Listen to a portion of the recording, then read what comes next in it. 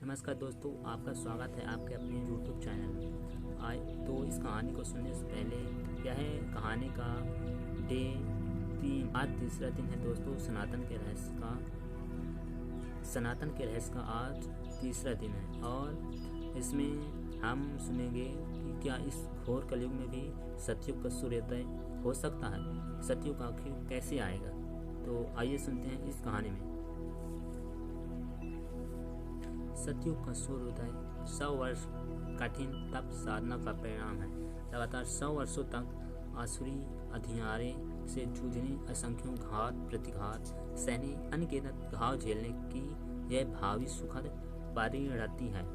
बीत रही इस सघन तमिश्रा में भारत माता ने, धरती माता ने और स्वयं आदि माता प्रकृति ने क्या क्या कष्ट सहन किए हैं, इसे या तो कोई भुक्त भोगी बता सकता है अथवा कोई अनुभवी। ना जाने कितनी बार कहना चाहिए, असंख्य बार इनकी छाती से लहू बहा, इनकी संतानें छत विछत हुई, अस्तित्व संकट में पड़ा। हर बार करुण क्रदन के साथ अपमान, उपहास और आसुरी अट्टहास से भरा पूरा समय रहा है। अब तक सामान्य जन अपनी हर विपदा में यही सोचता रहा कि भला करते रहने पर बुरा क्यों होता है, भला करते रहने पर बुरा क्यों होता है कि भला करते हैं। अब किसे कौन समझाने बैठे कि आसुरी प्रकोप में यही होता रहता है। आसुरी अंधियारे में जीवन मूल्यों की दुर्गति, जीवन एवं जगत की दुर्दशा के सिवा और हो भी क्या सकता है। इसी से जूझने के लिए, इसे मिटाने के लिए तो भारत माता के आंचल की छाह में आंवल खेड़ा गांव में पूजा स्थली पर एक दिया जला था। इस अखंड दीप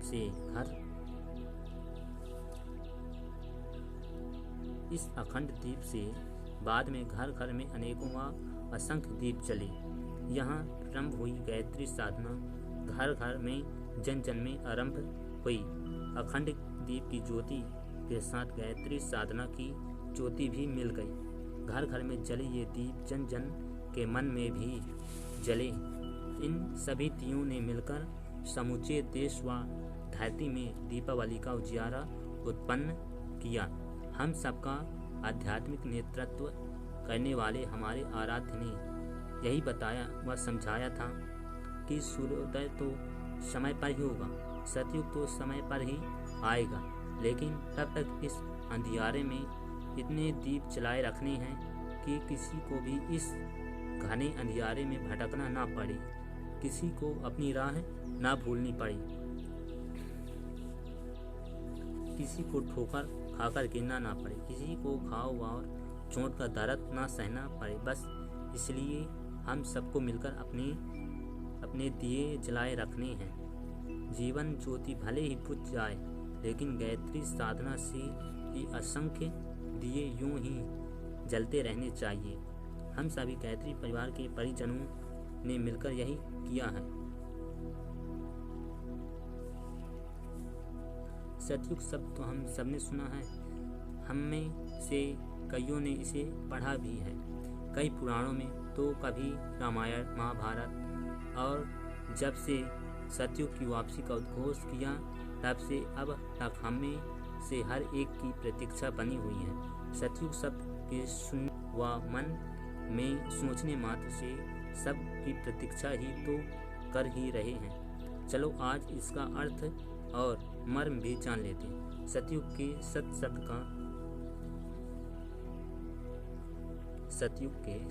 शब्द का सत सभी के अर्थ व भाव एक साथ समा गए हैं। जब इनका वर्चस्व बहुमूल्य व बोलबाला हो जाए तो समझो कि सतयुग आने वाला है और आ गया है। प्रकृति की 3 गुणों की आभि की स्थिति में सत, रज, तम में से सत कहीं दिखाई नहीं देता। इसे ना तो जीवन में ढूंढा जा सकता है और ना जगत में। यह तो बस पुस्तकों के काले अक्षरों की कलिक में कहीं दबा छिपा पड़ा है।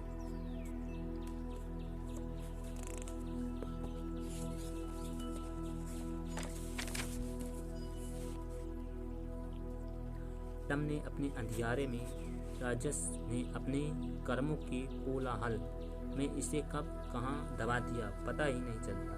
तमस की तामसिकता से ने रजस की राजसिकता से ने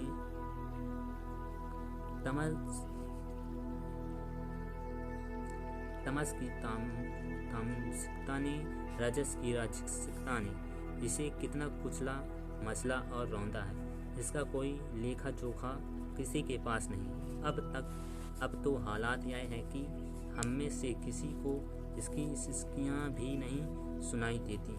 लेकिन आने वाले समय में बीते जमाने की कई बातें बनने वाली हैं। काल को परिवर्तित या प्रत्यावर्तित करने की महासामर्थ्य रखने वाले भगवान महाकाल ने सत्य को पुनः स्थापित करने का संकल्प लिया है।